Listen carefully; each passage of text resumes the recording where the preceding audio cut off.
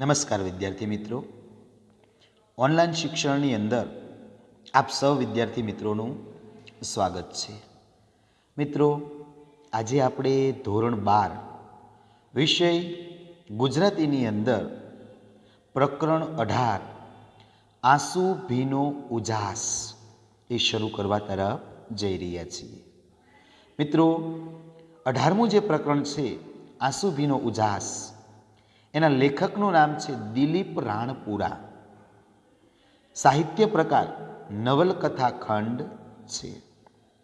તો મિત્રો, આપણે પાઠનું નામ, લેખકનું નામ અને સાહિત્ય પ્રકાર આ ત્રણ વસ્તુ યાદ રાખવાની છે. તો મિત્રો, સૌ પ્રથમ આપણે સ્ટોરી જોઈએ પાઠની. આ જે પાઠ છે એમાં જે નાયક છે દેવરાજ, એ પોતાના ભૂતકાળની વાત કરે છે. પોતે નાનો હતો ત્યારથી એ ભણવા માટે દૂર જતો રહે છે અને ત્યારબાદ મોટો થઈને પાછો આવે છે. એ ત્યારની બધી એને જે યાદ આવે એ બધી વાતચીત છે. આ પાઠની અંદર નાયક દેવરાજનું ભગવાનજીભાઈના આગ્રહથી એ વસુધા નામની જે સંસ્થા છે, શૈક્ષણિક સંસ્થા છે, એ સંસ્થાની અંદર એ ત્યાં જાય છે અને એના દ્વારા જે પરિવર્તન થાય છે, એના જીવનનું જે ઘડતર થાય છે, એ સમગ્ર ભારતીય ગ્રામ જીવનની પૂરક પોષક કેળવણીનો મહામૂલો આદર્શ સંદેશ છે. કેટલીક વાર મા બાપની જે વાજબી ખફગી એટલે કે નારાજગી વહોરીને પણ જો જીવન ધ્યેય દીવા જેવું સ્પષ્ટ હોય તો કેવું અદ્ભુત આસ્વાદ એવું લાગે. તેની સહજ કાલી ઘેલી ભાષા, ભાવની ઉર્મિઓ ઉડીને તેને હાથ વગો એ આવી પડી. આ દેવરાજ એનો નમૂનો છે કે તદ્દન ગામડાની અંદર ભલા ભોળા માનવીઓ કે જેને સહજ કાલી ગેલી ભાષા, ભાવની ઉર્મિઓ ઉડીને આંખે વળગી એવી મૂલ્યલક્ષિતા આ નવલકથા ખંડની અંદર એ રજૂ કરવામાં આવી છે. આખરે સ્વને સ્થાને સર્વ માટે જજુમનારાઓના જીવનમાં હંમેશા ઉજાસ એટલે કે અજવાળું, આંસુ અર્થાત આંસુનો જ ઉજાસ હોય, પ્રકાશ હોય. આપણી દરેક જે શાળા એ વસુધા બની તો ચોક્કસ આપણું દરેક બાળક એ દેવરાજ બનવા માટે સક્ષમ છે, મજબૂત છે. જે આ નવલકથા ખંડનો અમર આગવો સંદેશો છે. તો મિત્રો, સૌ પ્રથમ આપણે પાઠની સ્ટોરી જોઈએ. દેવરાજ એ ભણી ગણી મોટો થઈ અને હવે એ પોતાને ઘેર આવે છે ત્યારની વાત છે. એ દેવરાજ કેમ્પસના સ્ટેશને ઉતર્યો અને ત્યારે સૌથી પહેલા દેવરાજને એની બા યાદ આવે છે. 18 વર્ષ પહેલા દેવરાજને એની બા આ સ્ટેશને વળાવવા માટે આવી હતી, એ જ્યારે ભણવા માટે ગયો ત્યારે. અને એની આંખો રાતી ચોળ થઈ ગયેલી હતી. એની બા ભગવાનજીભાઈને કહેતી હતી કે તમે આ છોકરાને આ ભણતરના રવેડે કાં ચડાવ્યો? એને તમે ન લઈ જાઓ તો સારું. અને ત્યારે ભગવાનજીભાઈએ કીધેલું કે બહેન, ભગવાનજીભાઈએ કહેલા શબ્દો એમને હજી પણ યાદ છે. એ કેવા હતા કે ભાઈ, છોકરો ભણશે તો એનું જીવતર ઉજાળશે, સારું બનાવશે. અને પાછળના જે ભાંડરું, જે નાના જે ભાઈ બહેન છે, એનું જીવન પણ એ ઉજાળશે અને એને કોઈનું દુઃખ નહીં પડે. વસુધા, મિત્રો, વસુધા એટલે ધરતી થાય, પણ અહીંયા વસુધા એટલે કે એક શૈક્ષણિક સંસ્થાનું નામ છે. એ વસુધા એ તો માનો ખોળો છે. માતાની જેમ એ બધાની કાળજી લે છે. એટલે માતાની ખોટ જરાય પણ ચાલવા દેશે નહીં. કારણ કે શૈક્ષણિક સંસ્થા શિક્ષણ આપવાનું કાર્ય કરે છે અને માતા જેમ બાળકને સાચવે એવી જ રીતે આ સંસ્થા એ બાળકોને સાચવે છે. અને તે પછી બાઈએ તેની સામે આંસુભરી આંખે જોતા કહેલું કે દેવા, આપણે અહીંયા મજૂરી કરશું, ખાશું, અડધામાંથી અડધી ફળશ, ફળશ એટલે ટુકડો, ફળશ એટલે ટુકડો, અડધામાંથી અડધી ફળશ વેચીને લેશું. અને બા એનો જે સાડલો હતો, જે સાડી હતી, એના છેડાથી મોં ઢાંકી અને આડું જોઈ ગયેલા. દેવરાજ પોતે ત્યારે કંઈક બોલેલો, પણ એ બધું અસ્પષ્ટ હતું. ગાડી આવે છે અને તે ભગવાનજીભાઈની સાથે ગાડીમાં બેસી ગયો, રેલગાડીની અંદર. અને ત્યારે એને એક રોમાંચ અનુભવેલો, એક અલગ જ પ્રકારનો એને અનુભવ થયેલો. કારણ આ પહેલાં તેણે ગાડી જોયેલી, રેલગાડી જોયેલી, પણ એ ક્યારેય ગાડીમાં બેઠો નહોતો. એટલે બેસવાનો પહેલો એનો અનુભવ હતો અને એના જ કારણે એક રોમાંચ અનુભવે છે, એક અલગ જ પ્રકારની એ નવાઈ અનુભવે છે. કારણ કે દેવાએ એની અંદર બેસવાના મનસૂબા ઘડેલા, એટલે મનમાં વિચારો કરેલા. મનસૂબા ઘડવા એટલે કે મનમાં વિચારો કરેલા, પણ એ બેઠો તો પહેલી વાર જ એ હતો, પહેલી વાર જ એ બેઠેલો હતો. એટલે દેવરાજના મોં પર પ્રસન્નતા પથરાઈ જાય છે અને એને પ્રસન્ન થયેલો જોઈ અને એનું જે બાનું જે મુખ હતું એ એકદમ ઢીલું પડી ગયેલું, એકદમ ઢીલું પડી ગયેલું હતું. અને એનો થોડો જીવ પણ બળે છે, પણ કહે છે કે તું માનતો નથી, એટલે આટલા વર્ષોની અંદર આપણા કુટુંબમાંથી કોઈ પણ વ્યક્તિ એ ભણવા માટે થઈ અને બહાર ગયેલું નથી. આપણે અને ભણતરને શું નાતો, કયો સંબંધ છે? એટલે તું ભણવા ન જાતો સારું. અને ત્યારે દેવરાજે કીધેલું કે બા, તું જોજે તો ખરી, હું ભણીશ અને ત્યારે તને ખબર પડશે. એટલું બોલ્યો અને ત્યાં ગાડીની એન્જિને સીટી મારી અને ત્યાં ચાલી ગઈ. એટલે છેલ્લે દેવરાજની બા એને કહે છે, તો બેટા સાચવીને રહેજે. આવું બા બોલી કે ભાઈ મારો જીવ બળે છે એમ કહી અને આડું જોઈ ગયેલી, રડવા લાગેલી. ગાડી ઉપડી ગઈ. ત્યારે દેવરાજે બાનું મુખ જોવા માટે એ બારીની બહાર આમ ડોકું કાઢેલું, લંબાવીને જોવા માટે મહેનત પણ કરેલી, પણ બાનો ચહેરો એને ફરી ક્યારેય દેખાયો નહીં. અને 6 મહિને હવે દેવરાજ ભણવા માટે જતો રહ્યો. 6 મહિને એક કાગળ આવ્યો અને એમાં લખેલું કે દેવા, તને તારી બા ઝંખે છે, આવી જા. ઝંખવું એટલે યાદ કરવું. તને તારી બા યાદ કરે છે, તું આવી જા.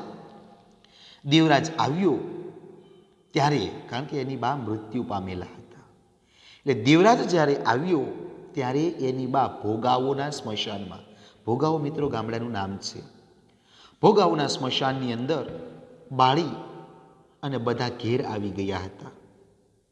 આજ એ બધું દેવરાજને ખટકી ગયું.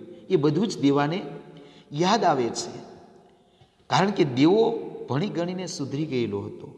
બા એ જોવા માટે રહી નહોતી કે ભણતરે એના દીકરાને, એના જીવતરને કેવું ઉજળું બનાવ્યું, કેવું સારું બનાવ્યું, એ જોવા માટે રહી નહોતી.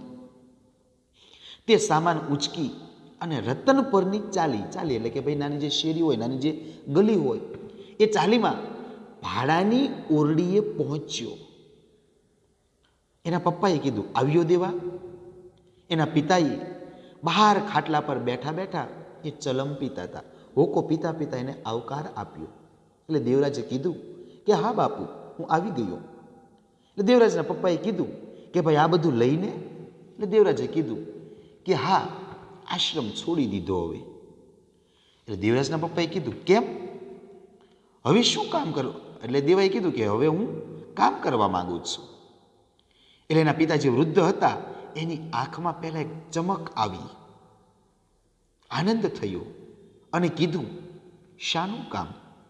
એટલે દેવરાજે કીધું કે જે હું આશ્રમની અંદર શીખ્યો એ જ કામ હવે મારે કરવાનું છે.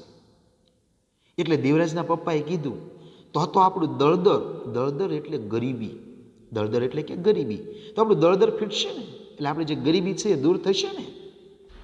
એટલે દેવરાજે એ પિતા સામે જોઈ રહ્યા, એમની આંખોમાં ઉજ્જવળા ભવિષ્યની એક જ્યોત ઝબૂકતી હતી. દેવરાજને થયું કે પોતાના સંકલ્પો શબ્દો દ્વારા વ્યક્ત થતા એ ફૂંકનું કામ કરશે અને પિતાની આંખમાં ઝબૂકતી જ્યોત બુઝાઈ જશે. કેમ ન બોલ્યો દેવા? બાપુ, દળદર ફીટશે પણ વાર લાગશે. આટલા વર્ષના ભણતર પછી હજુય કેટલી રાહ જોવાની? એટલે દેવરાજ બોલે છે કે ભાઈ હું ભણ્યો. દેવરાજ બોલતો હતો, મારાથી નાની વીજુ 4 ચોપડી ભણી તો એને ભણેલો મૂર્તિઓ મળ્યો, પણ કેટલો દાખલો કરવો પડ્યો, એટલે કે કેટલી મહેનત કરવી પડી. અને આપણી નાતની અંદર ભણેલા છોકરાઓ મળતા નથી, અને મળે એ માંડ 4-5 ચોપડી ભણેલા, અને એ પણ ગોહિલવાડની અંદર. બાપુના અવાજમાં ભણતર પ્રત્યેનો તુચ્છકાર એક નાનો પડઘો પડતો હતો. પણ પ્રભુ એ દેવરાજના નાના ભાઈનું નામ છે. પ્રભુ એ દેવરાજના નાના ભાઈનું નામ છે. પણ પ્રભુ ગુજરાત વિદ્યાપીઠમાં ભણે છે. હા, તે ઠીક વાત કરી. બાપુએ ચલમ ખંખેરતા વાત કરી કે ભાઈ હવે તારા લગ્નનું શું? એટલે ત્યારે દેવરાજે કીધું કે બાપુ, લગ્નની વાત જ ન કરતા. એટલે એના પપ્પાએ કીધું, તો શું આખી જિંદગી આમ નામ કાઢી નાખીશ? એટલે ત્યારે દેવરાજે કીધું કે હા, મને 29 વર્ષ તો પૂરા થયા જ છે, અડધી જિંદગી તો મારી આમ નામ ગઈ, પણ તું નહીં પરણે ત્યાં લગન એટલે સુધી, કે ત્યાં સુધી પ્રભુનું શું થશે? એટલે ત્યાં સુધી પ્રભુનું શું થશે? એટલે દેવરાજે કીધું કે ભાઈ થાય. દેવરાજ દ્રઢતાથી બોલ્યો કે ભાઈ આપણે એવી મોટી મોટપમાં જીવવું નથી, અને એક છોકરો નહીં પરણે તો એમાં શું થઈ જવાનું? એમાં કાંઈ મોટું આભ કાંઈ ફાટી પડવાનું નથી. એટલે દેવરાજના પપ્પાએ કીધું, પણ દેવા, નાતવાળાની તને ખબર નથી. એ આપણી નાતવાળા કેવું વિચારે એ તને ખબર છે નહીં.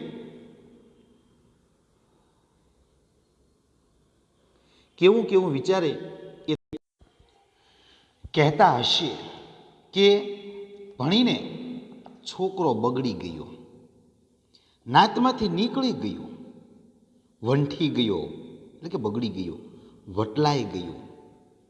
હું બધુંય જાણું છું, પણ બાપુ, આવી ટીકા સામે ટકી રહેવાના સંસ્કાર એ મને મળ્યા છે. એ રીતે હું કેળવાયો છું, એટલે કે એ રીતે મને શિક્ષણ મળેલું છે. એટલે દેવરાજના પપ્પાએ કીધું કે ભાઈ, પ્રભુને હવે કેટલું ભણવાનું છે? બાપુએ થોડીક વાર મૌન એટલે કે ચૂપ રહી અને કહ્યું. એટલે દેવરાજે કીધું કે ભાઈ 1.5 વર્ષ પછી તો એ નોકરી કરશે ને? એના પપ્પાએ કીધું. એટલે દેવરાજે ફરીવાર કીધું કે ના, પ્રભુ નોકરી નહીં કરે. એવું કહેવાનું મન થઈ આવ્યું, પણ તે બોલ્યો નહીં. એ તો એને ઠીક પડશે એવું કામ એ કરશે. દેવરાજના પપ્પાએ કીધું કે દેવા, ચોકીદારીની અંદર હવે મારું મન ધરપતું નથી, એટલે કે ચોકીદારી કરવી હવે મને ગમતી નથી. એટલે દેવરાજે કીધું કાં? એના પપ્પાએ કીધું કે કાંતા, દેવરાજની બેનનું નામ છે, કે કાંતા જવાન થઈ ગઈ છે, કારણ કે એને હવે લગ્ન કરવા પડે, એટલા માટે. એમ કહી અને બાપુ ચૂપ થઈ ગયા. એટલે દેવરાજે કીધું કે બાપુ, સમજુ છું, હું બધું જ સમજુ છું. એમ કહી દેવરાજ પણ મૌન થઈ ગયો. થોડી વાર થઈ. દેવરાજની બેન કાંતા આવી. એણે કીધું કે ભાઈ. કાંતા ઉમળકાથી, હર્ષથી, આનંદથી બોલી, ક્યારે આવ્યા? બસ ચાલ્યો જ આવું છું. રોકાવાના છો ને કે પછી પાછા વસુધા ચાલ્યા જવાના છો? એટલે દેવરાજે કીધું કે ના, મેરુ પર જઈશ. મેરુ પર એ દેવરાજનું જન્મ સ્થળ છે. એનો જન્મ ત્યાં થયેલો છે, એનું જૂનું ગામ. એટલે કે મેરુ પર જઈશ. મેરુ પર?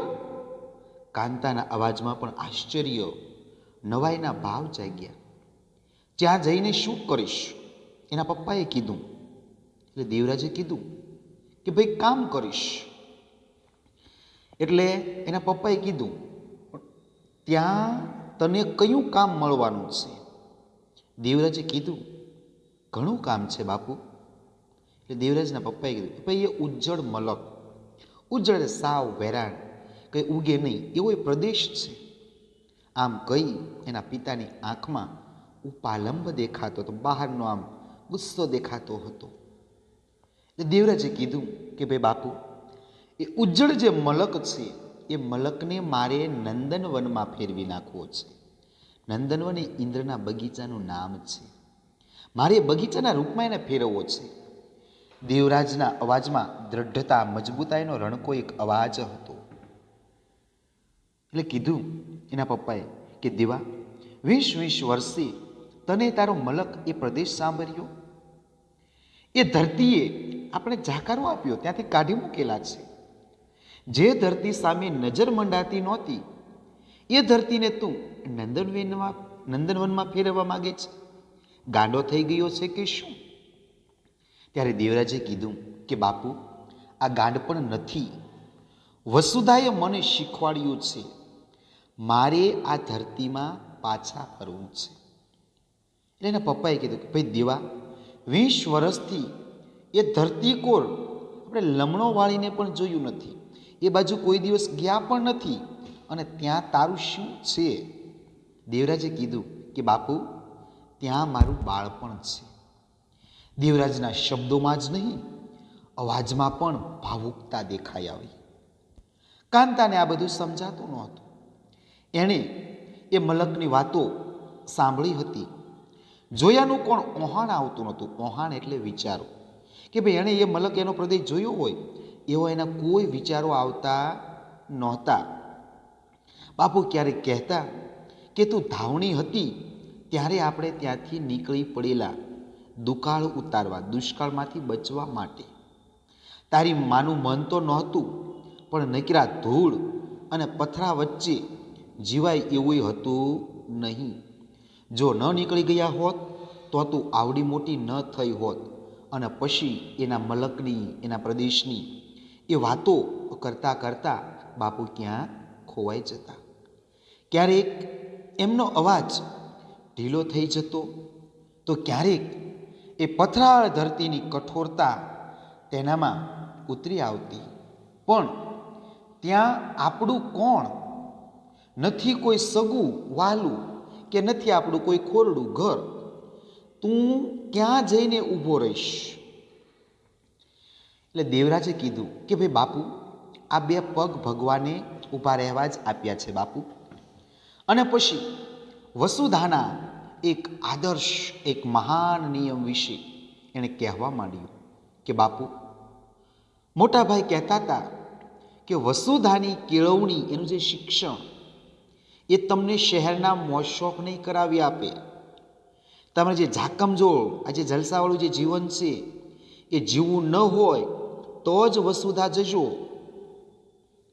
કારણ વસુધામાં તળ ગામડાના વિદ્યાર્થીઓ, એટલે કે પ્યોર ગામડાના દેશી જે છોકરાઓ હોય એને જ ત્યાં કેળવણી, શિક્ષણ આપવામાં આવે છે. તેમની ધરતીમાં પાછા ફરે, તેમના લોહીમાં એ ધરતીના લોકોની તાસીર, એટલે કે સ્વભાવ પચેલી હોય છે. ત્યાં જઈને કામ કરે, લોકોને વ્યસન અને વહેન મુક્ત કરે, સહિષ્ણુને સંસ્કારી બનાવે, અજ્ઞાન અને આળસને દૂર કરાવે. અહીંથી તાલીમ લઈને જતો એક વિદ્યાર્થી એક ગામને સ્વાવલંબી બનાવી શકે તોય ઘણું કામ થાય, આવું ત્યાંનું હતું. અને પોતાની આવશ્યક જરૂરી જે ચીજ વસ્તુઓ છે એ પોતે જ ઉત્પન્ન કરી લે, જીવવા માટે ઓછામાં ઓછી એ જરૂરિયાતોથી ચાલે, તો પણ જરૂરિયાત વધારે નહીં. એ રીતે એમને કેળવે તો જ આ દેશના જે ભાંગી ગયેલા જે ગામડાઓ છે એ પાછા બેઠા થઈ શકે. આ કામ નાનું નથી, હાડ અને હૈયા બળનું કામ છે. એમાં જ આ કામ છે કોઠા સૂઝ, કે પોતાનામાં જે આવડત હોય, સમજ શક્તિ હોય અને સહન શક્તિ હોય ને તો તમે ગામને સુધારી શકો, નહીંતર તમે ગામને સુધારી શકો નહીં. પણ એનો તાસીર, એનો સ્વભાવ એ બગાડી નાખો. આજની કેળવણી અને રાજકારણ એ ગામડાને ભરખી રહ્યા છે. ગામડાનો જે વિકાસ થવો જોઈએ એ વિકાસ થતો નથી. એ વિકાસ નથી થતો. એટલે જ દેવરાજને એકાએક ખ્યાલ આવ્યો કે ભાઈ બાપુ આમાંથી કેટલું સમજ્યા હશે, અને પોતે શું બાપુ પાસે ભાષણ કરવા માટે આવ્યો હતો? પોતે ગામડામાં જઈ અને શું આવી રીતે ભાષણ જ કર્યા કરશે ને? તો લોકો મારી વાત કઈ રીતે સમજશે? અને તે મૌન થઈ ગયો, ચૂપ થઈ ગયો. એટલે એના પપ્પાએ કહ્યું, તે વસુધાવાળા તને પગાર આલશે, એટલે કે પગાર આપશે. દેવાના પપ્પાના મનમાં ક્યારની જે વાત મનમાં ઘોળાતી હતી એ વાત પૂછી નાખી. દેવરાજે કીધું કે ના. એટલે દેવરાજના પપ્પાએ કીધું, તો શું ખાઈશ?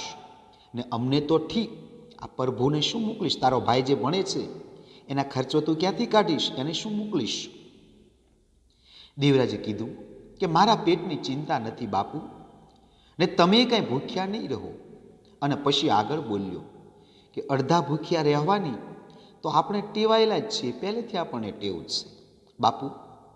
આપણે 20 વર્ષ પહેલાં એ મેરુ પરથી, એનું જે જૂનું જે ગામ છે ત્યાંથી નીકળી ગયેલા. એ મેરુ પરનો જે પ્રદેશ છે ત્યાંથી નીકળ્યા ત્યારે ક્યાં પેટ પૂરતું ખાવાનું મળતું હતું? એટલે એના પપ્પાએ કીધું કે બેટા, એ સમય જુદો હતો. ત્યારે દુષ્કાળ હતો, આપણે દુકાળમાંથી બચવું હતું. મારે તમને સૌને જીવાડવા હતા. તો બસ મારે એ મેરુ પર્વતને, મેરુ પરને જીવાડવું છે. પણ અત્યારે ક્યાં દુકાળ છે? એટલે દેવરાજે કીધું કે પણ દુકાળ કાંઈ ધરતી પર જ નથી પડતો, માણસના મન પર પણ પડે છે, માણસના હૃદયની અંદર પડે છે. દુષ્કાળની જે ભીષણતા હોય છે એ મારે માણસના મનમાં પડેલા દુષ્કાળને દૂર કરવો છે. ત્યાં લીલી ધ્રો, જે ધરોડી હોય એને મારે ઉગાડવી છે. અને પછી એકાએક પોતે સભાન થઈ ગયો હોય એ રીતે પોતે ભાવુક બની અને બોલી રહ્યો. અને બાપુ, એના બાપુ તો આવનારી જે આર્થિક સમસ્યા છે એને કઈ રીતે પહોંચી વળશે એની ચિંતામાં છે. એટલે તે આગળ બોલ્યો, બાપુ પ્રભુ સ્નાતક થઈ જશે, એનો ખર્ચ એ ત્યાં કામ કરીને મેળવી લેશે. વળી મોટા ભાઈ પણ તેને થોડી રકમ મોકલે છે. એટલે કાંતા, દેવરાજની બેન, ઓરડીના બારણામાં બેઠી બેઠી ખીચડીમાંથી કાંકરા વીણતી હતી અને આ વાત બધી સાંભળતી હતી. તેને થતું હતું કે ભાઈ મેરુ પર ન જાય તો સારું. આટલું ભણ્યા પછી, આટલી વગવાળા, ઓળખાણવાળા થયા પછી પણ તેઓ કોઈ સારા ઠેકાણે નોકરી કરે ને તો સારું. અને તે પોતાના વિચારોને વ્યક્ત કર્યા વગર ન રહી શકી અને બોલી કે ભાઈ બાપુ ઠીક કહે છે કે મેરુ પર ન જાતો સારું. એટલે દેવરાજે કાંતા સામે જોઈને કીધું, જાણે ઠપકો આપતા હોય ને એમ કહ્યું કે કાંતા, તુંય બાપુની ગાડીમાં બેસી ગઈ, એટલે કે તું પણ બાપુ સાથે જોડાઈ ગઈ. તારો પહેલો શ્વાસ મેરુ પર લેવાયો છે, એટલે કે તારો જે જન્મ છે ને એ મેરુ પર પ્રદેશની અંદર થયેલો છે. એટલે કાંતાએ કીધું કે મારી વાત ન ગમી ભાઈ? કાંતાએ પૂછ્યું કે ભાઈ તારી વાત ગમી એવી છે, પણ કાંતા મારે તને ખોટું લગાડવું પડશે. એટલે કે તું કહેવા શું માગે છે? એટલે દેવરાજે કીધું કે હા, હું મેરુ પર જવાનો જ છું, ચોક્કસ જવાનો છું. અને મેરુ પર જવાનો એ સંકલ્પ કરીને હું નીકળેલો છું. અને મારી તો ઈચ્છા છે કે તું, પ્રભુ, બાપુ બધા જ મેરુ પર પાછા ફરો. કાંતા સાંભળી અચંબો પામી ગઈ. એને તો નવાઈ લાગી. બાપુ પણ કશું બોલ્યા વગર ચલમની અંદર એ તમાકુ ભરવા લાગ્યા. સાંજે વાળું કર્યા પછી બાપાએ કહ્યું, હું જાઉં છું. દેવરાજના પપ્પાએ બાપાએ ખભે ધાર્યું મૂક્યું. અત્યારે એમની ચાલ અક્કડ મજબૂત થઈ ગઈ હતી, જાણે ઉંમરના 10 વર્ષ એક સાથે એ ઘટી ગયા હોય. અને દેવરાજને વિચાર આવ્યો કે બાપુ આ શહેરની હવા હવે લાંબા સમય સુધી એ લઈ શકવાના નથી. એ તો સાવ પડી ભાંગશે. એમને પાછા પાંચાળમાં લઈ જવા દે. 5 પ્રદેશોનો સમૂહ પાંચાળમાં લઈ જવા છે. એ માત્ર ચોકીદારીની અંદર એ પોતાનું જીવન પૂરું કરે એવું નથી કરવું. એમનો જે ધરતી સાથેનો જે સંબંધ છે એ સંબંધને મારે પાછો જોડવો છે. હજુ એમના મૂળિયા સાવ ઉખડી નથી ગયા. હજુ કેટલાક તંતુ એટલે કે નાના નાના મૂળ એ ચોંટી રહ્યા છે. હા, એ ઉખડી જાત કે જો પોતે વસુધામાં ન ગયો હોત તો, અને પ્રભુને ગુજરાત વિદ્યાપીઠમાં ન મોકલ્યો હોત તો, પંચાળનું એ મેરુ પર એ સ્મૃતિમાંથી લોપાઈ જાત, એટલે કે પોતાની યાદશક્તિમાંથી ભૂંસાઈ જાત. એ મેરુ પરનું અમારું ઘર અત્યારે ભલે પડી ગયું હોય, ભલે એ ઢોરો થઈ ગયું હોય, મોટો ઢગલો થઈ ગયું હોય, પણ એ ઢોરા નીચે અમારી એક લાગણી હજુ સુધી દટાયેલી છે. બાપુને ત્યાં લઈ જઈશ. બાપુએ ધરતી પર પગ મૂકતા જ કોઈ ઘોડો ખેલવતા એ રાજકુમાર જેવી એ નવી સ્ફૂર્તિ પ્રાપ્ત કરી લેશે. તે ચાલીના નાનકડા ફળિયામાં ખાટલો ઢાળી સૂતો હતો. આ રીતે જ અહીં સૂતો હતો. હવે દેવરાજને એનું બાળપણ યાદ આવે છે. જ્યારે નાનો હતો તેમ આપણે કેમ સાઉથના પિક્ચરની પહેલાં શરૂઆત બીજી થાય, પછી વળી પાછું બાળપણ સાંભળે, તો એવી જ રીતે ભાગો બીજો શરૂ થાય છે કે ચાલીની નાનકડી ફળિયામાં ખાટલો ઢાળી સૂતો હતો. આ રીતે જ સૂતો હતો. એની બા એની પડખે બેસી તેના બરડા પર, પીઠ પર એ હાથ ફેરવતી અને મેરુ પરને યાદ કરતી, કંઈ કેટલી વાતો કરતી. બાનું ગોરું ગોરું મુખ એ વખતે રતાશ પકડી જતું, લાલ થઈ જતું. એનો પ્રચ્છન્દ દેહ એટલે કે એનું મોટું શરીરનો એ જાણે એ પથરાળ ભૂમિમાં હળિયાપાટી કરવા તલસી રહ્યો હોય એવું તેને લાગતું. ને ત્યારે એના આખા દિવસનો થાક ઉતરી જતો. દિવસભર એ મજૂરી કરતો, લારી ખેંચતો. મજૂરી મળતી નહીં ત્યારે કોઈ હોટલમાં કપ રકાબી ધોવા માટે રહી જતો. ક્યારેક એ અનાજની દુકાને અનાજ ભરેલા તગારા ઊંચકવા માટે પણ એ જતો. અને કામ મળતું, એ કામ ન હોય ત્યારે પોતે, પ્રભુ, વિજુ, કુહાડી અને દોરડા.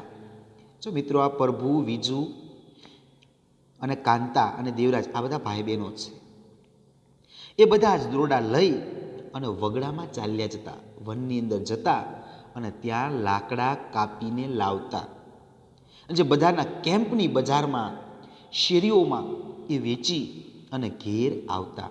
જો હવે એને બાળપણ સાંભળે, બાળપણની અંદર એ કેવી મહેનત કરતા એ બધું યાદ આવે છે. એની બા શું કરતા કે ભાઈ એના બા એ કોઈનું પાણી ભરતા, વાસણ ઉડકતી. અને એના જે બાપુ હતા, એના બાપુને પીઠ પર એટલે કે પાછળના ભાગે ગુણ ઉપાડતા ફાવી ગયેલું. એટલે કેમ્પસની અનાજ બજારની અંદર ખીજડીયા હનુમાન પાસે, મિત્રો વિસ્તારનું નામ છે, આપણે કેમ લીંબડિયું છે ભાવનગરની અંદર, તો ત્યાં બધા મજૂરો એકઠા થાય, એવી જ રીતે ખીજડીયા હનુમાન પાસે એ મજૂરોના ટોળામાં બેસતા. મજૂરી ન મળતી ત્યારે ચલમ ફૂંકતા અને પાંચાળની એના પ્રદેશની વાતો કર્યા કરતા. દેવરાજના અતીતમાં ભૂતકાળની અંદર હવે સરે છે, એને પોતાનું ભૂતકાળ બાળપણ યાદ આવે છે. એક દિવસ જોરાવર નગરથી વઢવાણ એક લારીમાં માલ ભરી અને જવાની મજૂરી મળી ગઈ, એટલે ભાડું મળ્યું. 11 વર્ષનો એ વખતે એની ઉંમર હતી.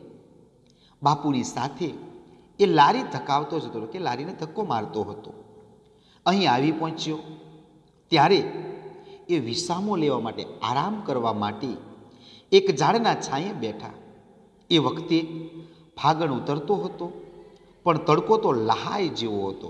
ખૂબ જ ગરમી હતી, કારણ કે ઉનાળાની અંદર મિત્રો તડકો બહુ જ લાગે, અને પોતાને તરસ પણ લાગી હતી. એનું ગળું સુકાતું હતું અને એના બાપુ એ નિરાતે એ ચલમ ફૂંકતા હતા. એ વખતે દેવરાજને, જો નાનો હતો ત્યારે આ બધું થયેલું, કે બાપુને તરસ નહીં લાગી હોય, અથવા જે ચલમ ફૂંકે છે, એ જે ગળાકું છે, એ જે તમાકુનો જે સૂકો છે, એની અંદર કાંઈ સ્વાદ તો નહીં આવતો હોય ને, એ સ્વાદ એને તરસ કદાચ નહીં લાગવા દેતો હોય એવું દેવ. જો નાનો હતો એટલે કાંઈ ખબર તો ન પડે કે તમાકુમાં કાંઈ સ્વાદ ન આવે, એટલે એને થયું કે ભાઈ આ ગળાકું જે તમાકુનો જે સ્વાદ છે એને તરસ નહીં લાગવા દેતો હોય. એ વખતે એના બાપુની સામે જોઈ રહેલો અને એને મનમાં કહેવાનું મન થયેલું કે બાપુ લાવો ને એકદમ હુંય મારી લઉં, કે જેથી મારી તરસ પણ દૂર થાય. કદાચ ગળચટો સ્વાદ આવશે તો ગળું સુકાતું મટી જશે. પણ એ કહે તે પહેલાં જ એને ચલમ ઠાલવીને તેની સામે જોતા કહ્યું, હાલશું ને દેવા? એટલે દેવરાજે કીધું કે બાપુ મને તરસ લાગી છે.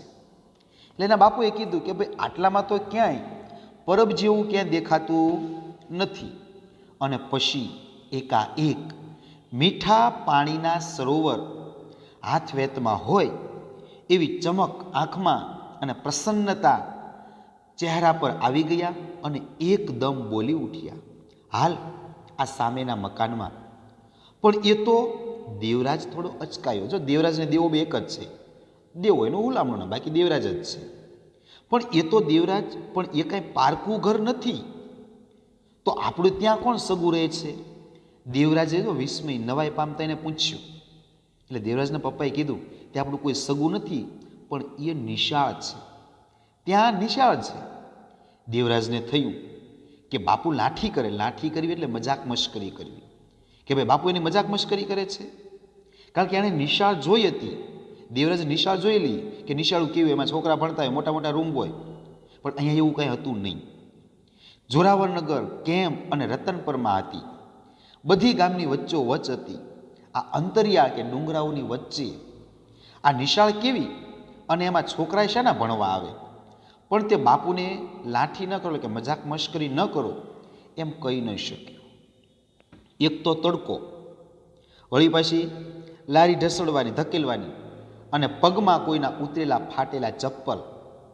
પાણી પાછળથી તો ભાગ કપાઈ જ ગયેલો ઘસાઈને, એટલે પગની પાણી તો બળ્યા જ કરે. ને બાપુને જોડાનું ક્યાં ઠેકાણું હતું?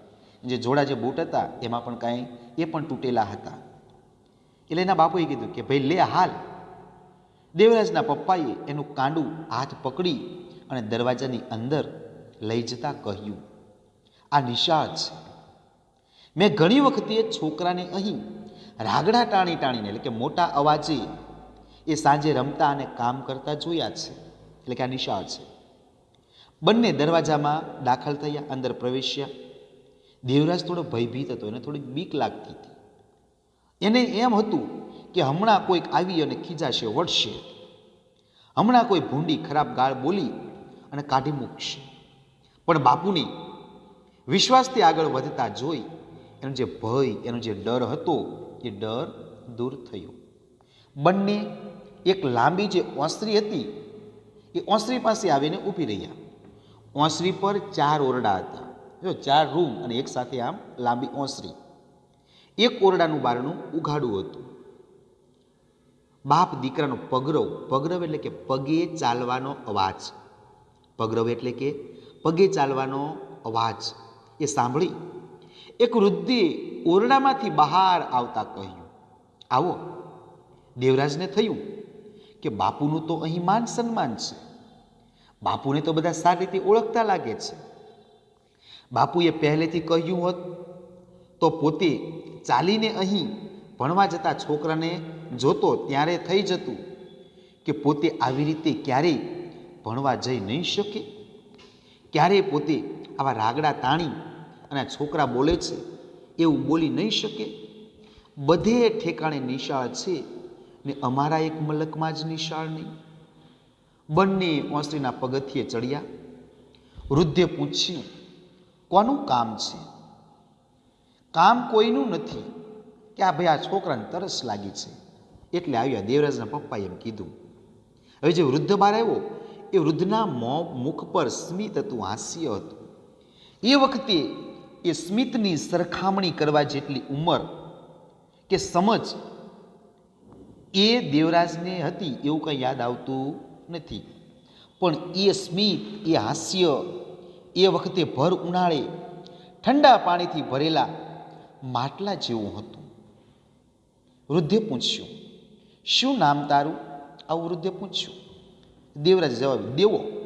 એટલે એના પપ્પાએ કીધું, દેવો નહીં, દેવાભાઈ કહે. એટલે એના પપ્પાએ કીધું, એનું નામ દેવશી છે, પણ એની આંખમાં જે તેજ છે એનાથી હું તો એને દેવરાજ કહીશ. અને પછી તે વૃદ્ધે એ દેવરાજના ગાલ પર ટાપલી મારી અને કહ્યું, ટાપલી કે વહાલ કરી અને કીધું કે ગમશે ને આ નામ? આજે દેવશી જે દેવો હતો એ ચંકોસાઈ ગયો, એને તો શરમાઈ ગયું કે ભાઈ આજે વૃદ્ધ હતો એ એકદમ ચોખ્ખો માણસ હતો, શિક્ષક હતો, એ એકદમ રૂપાળો ચોખ્ખો માણસ, અને પોતે ગંદા કપડાં પહેલા ખરડાયેલો એવો પોતાના ગંદા ખરડાયેલા ગાલને કશી પણ સૂગ વગર હસીને ટાપલી મારે, પોતાને સ્પર્શ કરે, એ એના માટે અચંબાની નવાઈની બાબત નહોતી. મા બાપના હિતની જગ્યાએ મૂકી શકાય એવા હેતાળ એ આ વૃદ્ધનો સ્પર્શ હતો. એ મા બાપ જેમ સાચવે ને એવી જ રીતે આ સાચવતા હતા. એટલે વૃદ્ધે કીધું દેવરાજને કે ભાઈ શું ભણે છે?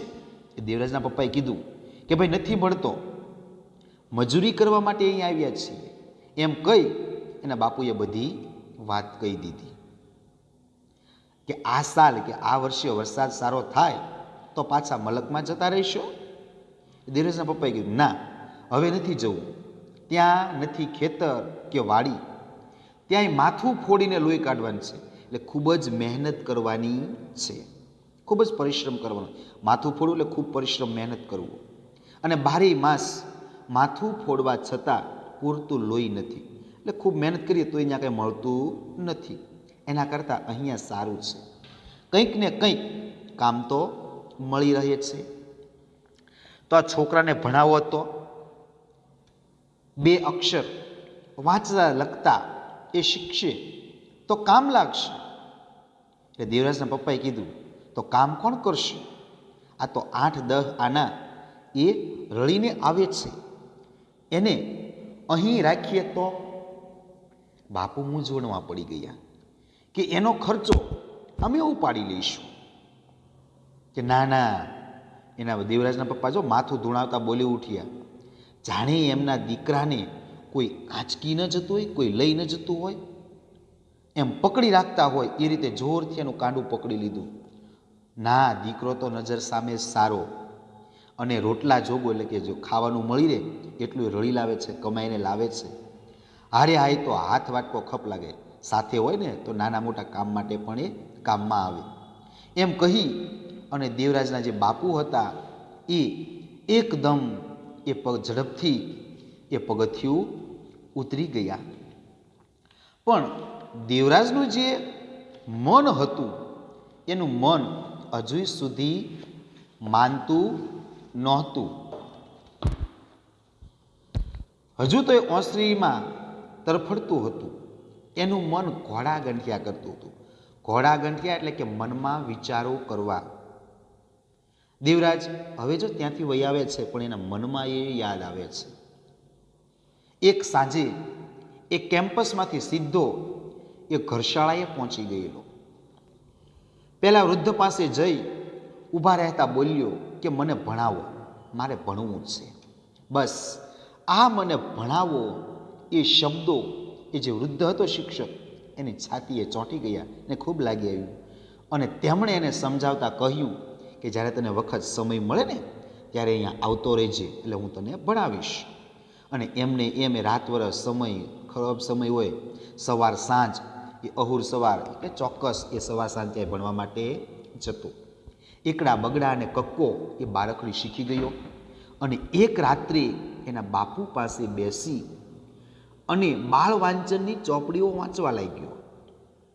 અને ત્યારે બા અને બાપુ અચંબાથી પ્રસન્નતાથી જોઈ રહ્યા, કારણ કે જો એને જ ખબર નહોતી એના મા બાપને કે મારો દીકરો અહીંયા ભણવા જાય છે. એ નિશાળમાં નહોતો બેઠાડ્યો, છતાં પણ આટલું શીખી ગયેલો, એટલે એને નવાઈ લાગે છે. હવે દેવરાજની આ ભણવાની આ ધગશ એ જોઈ અને ઘર શાળાના સંચાલક એ પ્રભાવિત થઈ ગયેલા હતા. અને એટલા માટે તેમણે આ વસુધાના એક કાર્યકર યા ભગવાનજીભાઈને વાત કરેલી. અને એટલા માટે ભગવાનજીભાઈ એ આ દેવરાજને વસુધામાં લઈ જવા માટે તેના બા અને બાપુને સમજાવેલા. અને આજે એ દેવરાજ વસુધા છોડીને ચાલ્યો આવ્યો, એને ચણચણાટી દુઃખ થવા લાગ્યું. તો શરૂઆતમાં એ દેવરાજો મોટો થઈને આવ્યો ત્યાંથી શરૂ થયું, એટલે અહીંથી ટૂંકમાં ત્યાંથી શરૂ થાય છે. તો મિત્રો, આ પાઠની અંદર આંસુ ભીનો ઉજાસ એ પાઠની અંદર એ દેવરાજ મોટો થઈ વસુધાની અંદર ભણવા આવે છે, ભણી ગણીને મોટો થઈને આવ્યો જ છે. પોતાને બાપુની સાથે પણ એ વાતચીત કરે છે ગરીબી વિશે. અને ત્યારબાદ એને પોતાનો ભૂતકાળ યાદ આવે છે, પોતાનું બાળપણ યાદ આવે છે.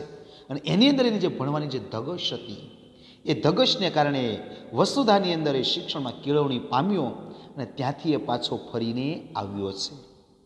અને આ આંસુ ભીનો ઉજાસ એટલે કે આ ઉજાસ એટલે પ્રકાશ. તો આ આંસુરૂપી જે પ્રકાશ છે એ દેવરાજ એક નવું જ પોતાના ગામડાને જે ઊભું કરવા માટેના જે પ્રયત્નો છે એ આ પાઠની અંદર એ રજૂ કરવામાં આવેલા છે. તો મિત્રો, અહીં આપણે આ પાઠની સ્ટોરી પૂર્ણ કરીએ છીએ. તો મિત્રો, હોમવર્કની અંદર તમારે જે શબ્દ સમજૂતી અને રૂઢિપ્રયોગ આપેલા છે એ તમારે ચોપડીમાંથી જોઈને લખવાના છે. હોમવર્કની અંદર મિત્રો શબ્દ સમજૂતી અને રૂઢિપ્રયોગ એ તમારે જોઈને લખવાના છે. તો અહીંયા આપણે આ પાઠ પૂર્ણ કરીએ છીએ.